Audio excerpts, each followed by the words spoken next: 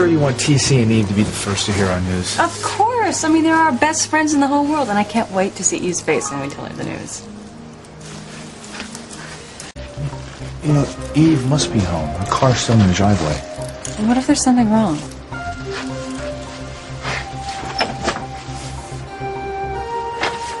If I don't help Ivy to get Sam, I'll lose my family. It's blackmail. Just pure and simple blackmail. Eve? Are you all right? Sam, Grace, I didn't see you come in. Yeah, I know. We knocked and called. Where were you? Right here. We know that, but you were a million miles away. Eve, you're shaking. What's going on? What were you looking at on the computer? Oh, nothing. Hey, it's us. We already know it's about blackmail. Who told you? I didn't want anybody to know. Did you know? Who told you? Eve, sweetheart, nobody told us anything. You were just saying something about blackmail when we walked in. Is that all you heard? Yes, but I'd like to hear more. Is someone you know being threatened? It's it's a patient of mine. She broke down and confided in me. Well, tell me her name. I can't do that, Sam. Eve, you have to if you want to help her. I mean, blackmail is one of the cruelest, most cowardly crimes I've ever come across. And if this perpetrator isn't stopped, he will chip away at his victim for years. I've seen it happen. It's a slow, torturous death. And in a way, it's more cold-blooded than murder. If I told you the whole story, would you keep it in confidence? Of course. What about you, Sam? It's different with me, Eve. You know that. I'm a cop. Of course I would try to keep any information that you give me confidential, but I couldn't guarantee it. Everything that passes through the court becomes a matter of public record. Eve. It would kill my patient to have the facts of the case come out. Even if it's the only way you can help her? Eve, if this blackmailer isn't caught, your patient will wind up giving in to whatever he demands. You may think that you're doing her a favor by not telling me, but you're not. No, I have to do what I have to do, Sam.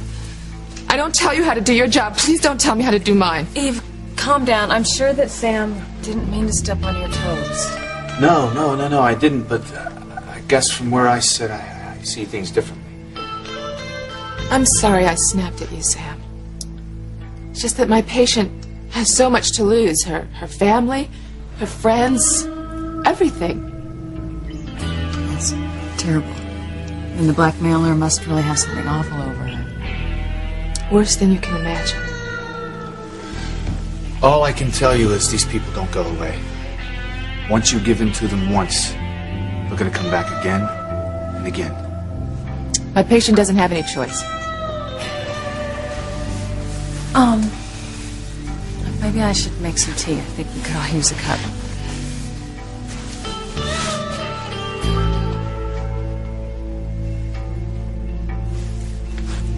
Eve, I'm glad we're alone.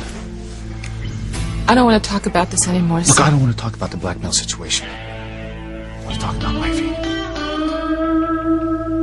It's good news. I haven't heard from Ivy in a few days, and I think she finally came to her senses and realized I'm not going to have an affair with her. I don't know, Sam. Look, I do. And I owe it all to you for being so strong and forceful with her. I mean, she wouldn't listen to me, but when you told her that there was no way she was going to win in that twisted game of hers, I think she finally took it to heart. And now, I think it might be best if I don't tell Grace about my past with Ivy. I mean, it would crush her. You may be right. Yeah, you know, it's so strange. You think something's long forgotten, and then it comes back to haunt the present, threaten your marriage. Someone told me once that the past never disappeared. It's always walking along behind you like a shadow.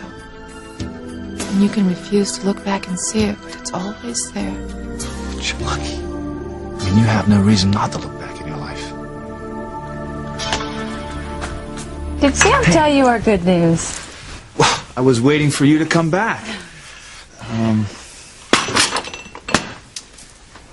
My amazing wife and I are gonna get married. Excuse me? Again. I mean, I know we just renewed our vows in church this Christmas, but Sam and I want to have the wedding that we never had. I mean, a real wedding. Because, you know, when we were in Boston, we had 2 strangers for witnesses. I just recovered from the fire, and, you know, Sam didn't really know anybody. So, we're gonna do it right this time. In a town that we call home, surrounded by the people we love. That is so wonderful. And it's so romantic. And would you believe that Sam thought of it all by himself? I am not a bit surprised. I know how much he loves you. So when's the big day? Oh, you know, we haven't even thought of that yet. But you know what? I want to get one thing settled right here. Will you be my matron of honor? Me? Are you sure? Well, of course. I mean, you are my all-time most amazing, wonderful best friend. Oh, seriously. I mean, aside from Sam, you are the one person that I love and depend upon more than anyone else in this world. I mean, that's why Sam and I made you and TC the guardians of the kids if anything ever happened to us. TC and I made the same provision in our will. Well then, it's settled. And as you can see, my wife is not gonna take no for an answer.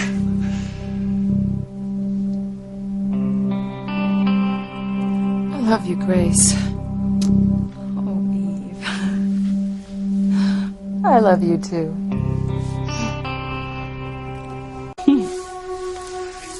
Oh, you goose. You're crying because I asked you to be my matron of honor. We're both such saps. I'm sure I'd do the same thing. But you mean so much to me, Eve. I don't know what I'd do without you. Well, has it ever occurred to my presumptuous wife that maybe her best friend's crying for another reason? Like what? Like maybe she's scared to death that you're gonna throw her in one of those god-awful maid of honor dresses. Don't you listen to a word he says. You can wear whatever you want. Just don't upstage me with your sense of style. I don't think you have to worry about it, Grace. Hey, you know, come to think of it, maybe I could borrow that pearl necklace that TC gave you for your anniversary? Uh-huh. I sense I'm about to be broadsided by a not-so-subtle hint. Of course you can borrow my pearls for your second wedding. You can borrow anything of mine that you want. All this talk has just reminded me of something. We have an APB out on a jewel thief who's responsible for a number of break-ins in Clayton. You think he's headed for Harmony? Possibly. He's considered armed and dangerous, and he's already killed 2 of his victims. Oh, gosh. Thank goodness I don't have anything that he'd really want to steal. But, Eve, you've got a lot of really nice things. You should be careful. I'll tell TC. Maybe we'll put my jewelry in the safe deposit box. Yeah, that's a good idea. Hey, you know, what about Ivy? What about her? Well, I mean, she's practically dripping in diamonds. I mean, she'd be a prime target. Yeah. Yeah, you're right. You know, maybe you should go over there and warn her. You know what? Actually, I really don't have enough time, but you know what? I'll call somebody at the station, have them call over there and warn her. Okay. You know, she's been such a good friend these last couple months, I'd hate to see anything happen to her. Have either of you seen her lately? Not me. I wonder what she's been up to.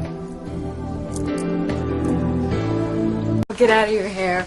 I know how busy you are during your few hours off from the hospital. Well, thanks for coming by, and congratulations again on your great news. Well, we'll let you know when we figure out a date.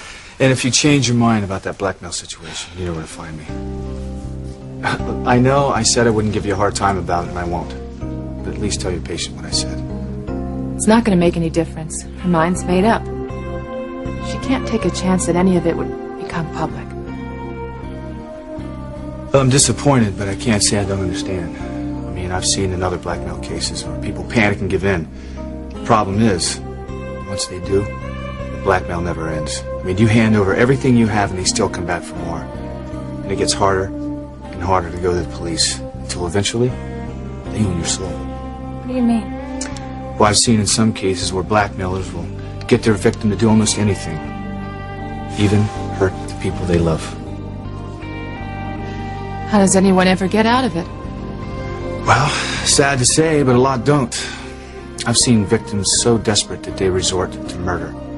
It's the only way they can think to get away from the blackmail. I can't believe that anybody would really let it go that far. I can. Oh, enough about that. I'm really glad you guys came by. Thank you. And don't forget to tell TC about the jewel thief. Okay. See ya. See you.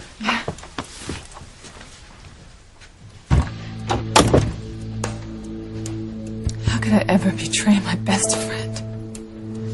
How many years before I get to retire? Oh, I'm afraid a few too many to be fantasizing about it already. Darn, I could really get used to days like this. Me too. You know, I'm so lucky, Sam. Got everything I've ever dreamed of. Perfect husband, wonderful children, and best friends. You think Eve's okay? Why? Well, you know, she seems so upset about that patient of hers. Then I guess that's why I love her so much, is because she always cares about somebody so much. You know, you'd almost think that she was the one being blackmailed. Yeah, except someone would have to dig long and hard to find a speck on her resume. Yeah, they'd still come up empty. You know, Eve hates it when I say this, but she is about the most perfect person that I know.